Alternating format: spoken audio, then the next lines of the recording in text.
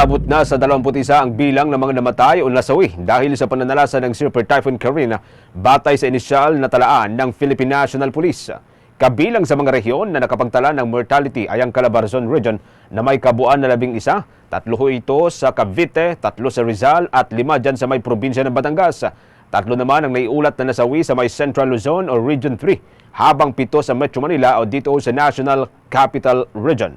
Patuloy naman ang ginagawang validation ng mga otoridad ukol sa kung ano ang tunay na sanhi ng pagkamatay ng mga ito. Gayunpaman, lumalabas sa inisyal na investigasyon na marami sa kanila ay naluludaw sa tubig baha.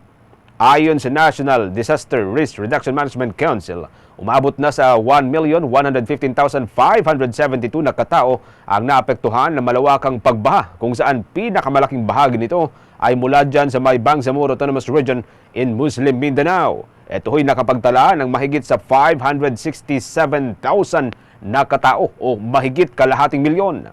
Sa kasalukuyan, nakadeklara na rin ang Metro Manila sa ilalim ng State of Calamity. Sunod ding idedeklara sa ilalim ng State of Calamity ang mga probinsya ng Batangas, Cavite, Bataan at Bulacan, habang pinag-aaralan na rin ng ilang mga bayan ng deklarasyon ito dahil yan sa lawak ng pinsalang tinamo ng mga ito. Umapela rin si Pangulong Ferdinand Marcos Jr. sa publiko na maging responsable sa pagtatapon ng mga basura. Sa kanyang pag-inspection at pagbisita sa mga nabahang lugar sa Valenzuela at Navotas, napansin ng Pangulo ang hindi pangkaraniwang baha na idinulot ng malakas na pagulan, dalahon ng habagat at bagyong Karina na sinabayan pa ng high tide.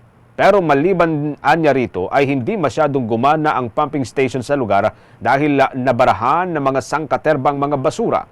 Ayon sa Pangulo, kahit gaano karami ang pumping station, kung puro naman basura ang haharang sa mga ito at babara rito, talagang hindi raw uubra na mailabas ang tubig.